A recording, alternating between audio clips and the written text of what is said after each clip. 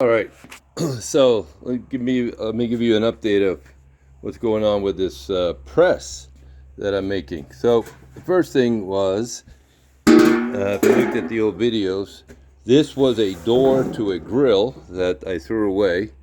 And today with my new welder, I welded up all the holes and everything, and I scrubbed it down with some Barkeeper's Friend.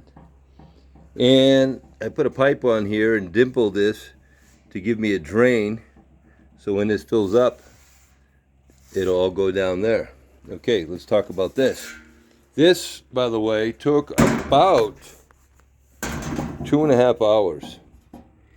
And what I did was I took a ruler that's oh, here we go, I'll show you. If you guys are going to do this at a stainless steel to make your own press, be advised, don't. So I started out not knowing what I was doing. So anyways, it doesn't matter, but I did what I needed to do, and it works.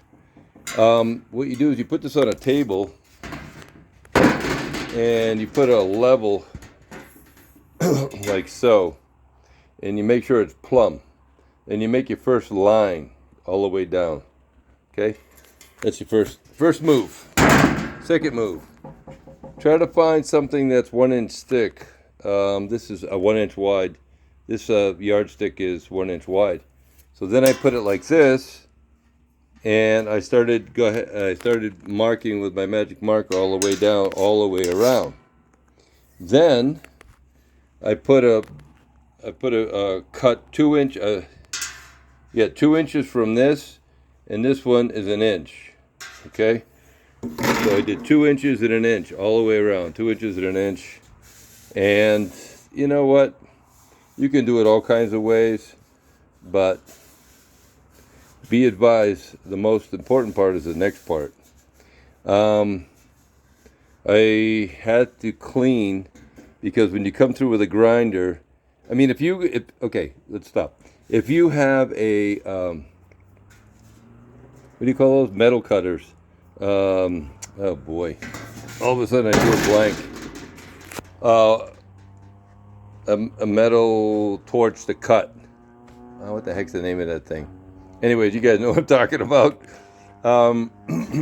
You might be able to do it, easy. Just cut that one on the line. But I use my disc, 4-inch disc, and I cut it all. And then you need to get a deburrer. I did a 3-pointed deburrer, and each one of them I had to scrape. And then I took, on the inside, I did the same thing,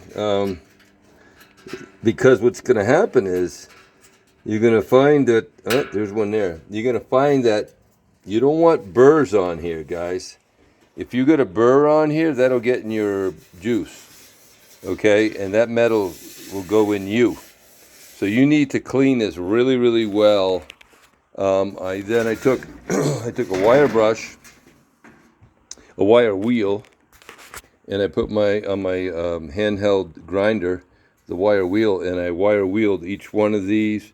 I took a scuff pad and I scuffed it all the way around. I checked each one of these, and I'm going to go over it with a fine-tooth comb tomorrow to make sure there's no burrs at all anywhere, because you can't have burrs in here. Okay? So what's going to happen is now I'm going to tomorrow I'm going to make a piece of wood. I just ordered my bags. My bags are coming. This happens to be 18 wide and 22 high. Okay, there's probably 5.5, 6 gallons of in here, right? And so when I put the mush in here, I'm not going to go to the full top, because I'm going to have a block of wood that's probably 2 inches thick to be strong.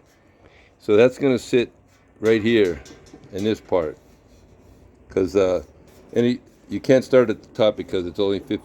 Well, anyways, you just can't start at the top. You have to stop down a little bit.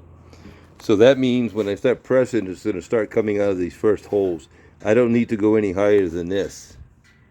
Okay, because once I start pushing it, because I don't want to put that much into it, a couple of gallons, maybe 4 gallons at a time, 5 gallons, will fill this up right here. And I'll just press that down and then clean it out and carry on, right? So I will make the frame tomorrow.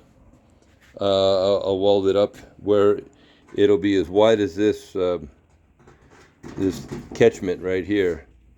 I'll bring it right up, straight up along the side like this, right up here, and I'm not going to go very high, and I'll go across and come down on the other side. So basically all I got to do is put it up on a table like this and just put that frame right there, okay, and then support. Well, it'll be supported by itself because it's going to be right on the frame. Right here, it's going to be one on this side and one on that side. All right? I think I'm going to have two. Dual. One over there, and they come up. I might come up to 2 of them and then come to a joint, a Y. I'll put this on an angle, and then I'll just have one in the middle. Boom, right across. Okay? And that's what's going to happen here. So that is the wine press in the making, and I'll have this finished tomorrow because I have a lot of apples to press still. And yeah, all right, guys, thanks for watching. Give me a thumbs up, and I hope you like this this idea. Take care. God bless.